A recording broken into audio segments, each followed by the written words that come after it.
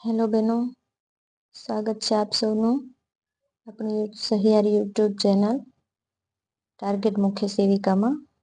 આજે આપણે જોઈશું આપણે મુખ્ય સેવિકાની કામગીરીને લગતી હેલ્થ બાબતે. એમાં આપણે જોઈશું યોજનાઓ, જેમાં પહેલી યોજના છે પાપા પગલી પ્રોજેક્ટ. આપણે એનો ઉદ્દેશ જોઈશું. આંગણવાડીના 3 થી 6 વર્ષના બાળકોને જીવનના મહત્વપૂર્ણ વર્ષોમાં ગુણવત્તાપૂર્ણ શિક્ષણ પૂરું પાડવાનો મુખ્ય ઉદ્દેશ છે પાપા પગલી પ્રોજેક્ટનો. ઓકે, આગળ જોઈશું. 5 વર્ષ બાદ બાળકોને 1 વર્ષના બાલવાટિકા કોર્સ માટે તૈયાર કરવામાં આવે છે. આંગણવાડીમાં આવતા નોંધાયેલા બાળકોને નિયમિત હાજરીમાં વધારો કરવાનો મેઇન ઉદ્દેશ છે. આંગણવાડીના કાર્યકરની પૂર્વ પ્રાથમિક શિક્ષણની પ્રવૃત્તિઓનું આયોજન કરવા માટે ક્ષમતાવર્ધન કરવું. આંગણવાડીની બહેનો જે છે એ પ્રાથમિક શાળામાં જ્યારે બાળક ભણવા જાય એ પહેલાં પૂર્વ પ્રાથમિક શિક્ષણ લઈને સારી રીતે બધાની સાથે હળતું મળતું થાય એ માટેની કોશિશ છે. ઓકે, આગળ જોઈશું. તમામ આંગણવાડીમાં દર ત્રીજા મંગળવારે 12 દિવસની ઉજવણીનું આયોજન સુનિશ્ચિત કરવામાં આવે છે. દર ત્રીજા મંગળવારે 12 દિવસની ઉજવણી, આમાં મિસ્ટેક છે, 12 દિવસની ઉજવણીનું આયોજન કરવામાં આવે છે. આ યોજનામાં યાદ રાખવા જેવા ટોપિક્સ આપણે જોઈશું. તો આંગણવાડીમાં આવતા 3 થી 6 વર્ષના બાળકોના વિકાસનું મૂલ્યાંકન કરવામાં આવે છે. ઓકે, આગળ જોઈશું. આ પ્રકારના કાર્યક્રમ દ્વારા સરકારશ્રીની ICDS અંતર્ગતની વિવિધ યોજનાઓને જન સમુદાય સુધી પહોંચાડવી. બધા જે ગામડાના જે સમુદાય છે એ લોકો સુધી આ બધી યોજનાઓને પહોંચાડવી. ઓકે, ICDS વિભાગની જેટલી પણ યોજનાઓ છે એને તમામ માણસો સુધી પહોંચાડવા માટે આંગણવાડીનું ગ્રેડિંગ અને આંગણવાડીની અપડેટ કરવાની કામગીરી કરવી. પાપા પગલી પ્રોજેક્ટ હેઠળ આંગણવાડીઓ અપડેટ પણ કરવામાં આવે છે. આંગણવાડીના બાળકોને બાલવાટિકાના શિક્ષણ માટેની સજ્જતા સાથે પ્રવેશ. બાલવાટિકા હવે પહેલું ધોરણ આવે એ પહેલાં સ્કૂલમાં પણ ફર્સ્ટ યર જે હોય છે એ બાલવાટિકાનો કોર્સ આવે છે. એના માટે સંપૂર્ણ રીતે તૈયાર કરવા માટે પાપા પગલી પ્રોજેક્ટ ચાલુ કરવામાં આવ્યો છે. ઓકે, યાદ રાખી લેજો બેનો, યોજનામાંથી ઘણી વખત બહુ સારું એવું પૂછાઈ જાય છે. હવે આપણે જોઈશું નિરામય ગુજરાત યોજના. ઓકે, એની શરૂઆત થઈ હતી 2021માં બનાસકાંઠાના પાલનપુર ખાતેથી. રાજ્યના આરોગ્ય નાગરિકોની આરોગ્ય સુખાકારી માટે નિરામય ગુજરાત યોજનાની શરૂઆત થઈ હતી 2021માં. નિરામય ગુજરાત યોજનાની શરૂઆત બનાસકાંઠાના પાલનપુર ખાતેથી. ઓકે, યાદ રાખજો બેનો, બધા નાના નાના ટોપિક્સ ખાસ વાક્ય સ્વરૂપે પણ પૂછાઈ જાય છે ઘણી વખત. તો એનો ઉદ્દેશ્ય જોઈશું આપણે. આ યોજનાનો હેતુ બિનચેપી રોગો માટે નિઃશુલ્ક સ્ક્રીનિંગ તથા સારવાર કરવાનો છે, જે અંતર્ગત રાજ્યના 30 વર્ષ કે તેથી વધુ ઉંમરના તમામ નાગરિકોને આ યોજનાનો લાભ મળે છે.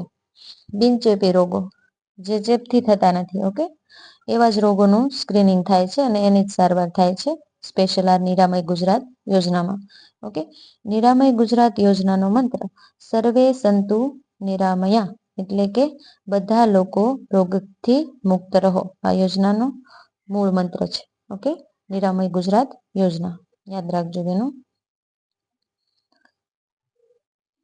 આ યોજના અંતર્ગત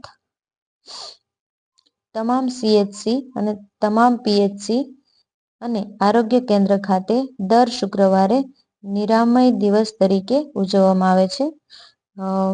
CHC એટલે કે કમ્યુનિટી હેલ્થ સેન્ટર અને PHC પ્રાઇમરી હેલ્થ સેન્ટર, આ બંનેના ફૂલ ફોર્મ પણ બેનો યાદ રાખી લેજો.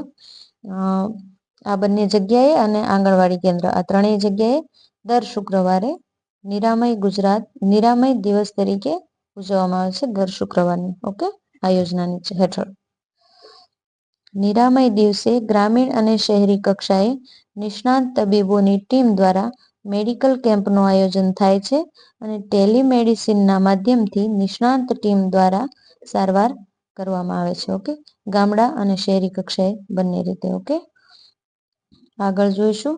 નિરામય દિવસે CPHC પોર્ટલમાં દરેક વ્યક્તિની નોંધણી કરી હેલ્થ આઈડી બનાવવામાં આવે છે, જનરેટ કરવામાં આવે છે. ઓકે, આ ઉપરાંત ચેકઅપ કર્યા બાદ આરોગ્યલક્ષી વિગતો સાથે વ્યક્તિ દીઠ નિરામય કાર્ડ, આપણે આધાર કાર્ડની જેમ નિરામય કાર્ડ આપવામાં આવે છે. CPHC યાદ રાખજો, કોમ્પ્રિહેન્સિવ પ્રાઇમરી હેલ્થ કેર.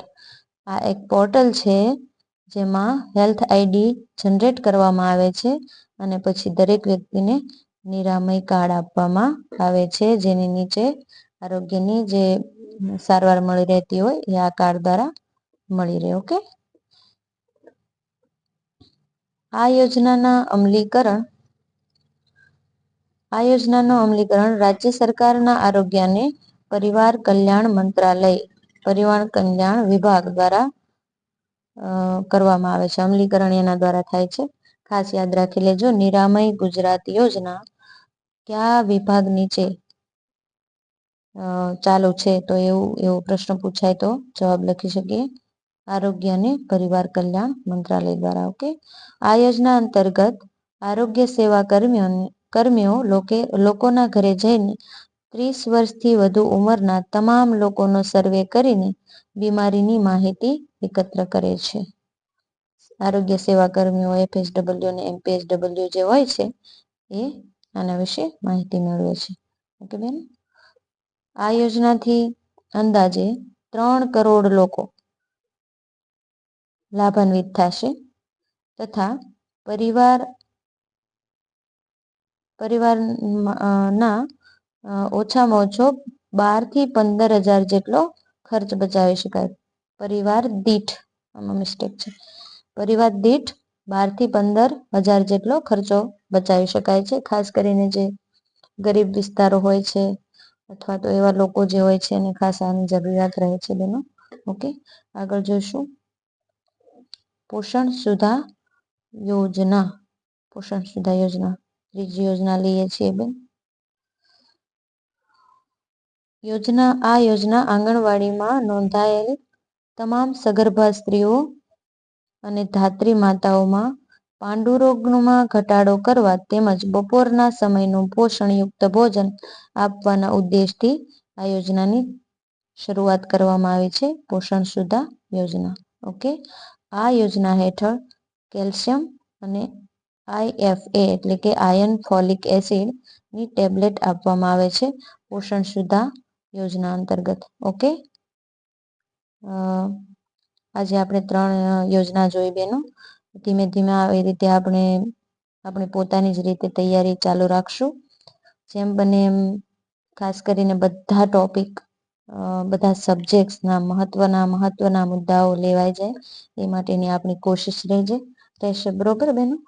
તો બધી બહેનોને આ લાગે છે કે ભાઈ બધું કવર થઈ રહ્યું છે, તો આપણી ચેનલને સબસ્ક્રાઈબ કરજો, અન્ય બહેનોને શેર કરજો, લાઈક કરજો. ઓકે, થેન્ક યુ બહેનો, thank you so much, thank you.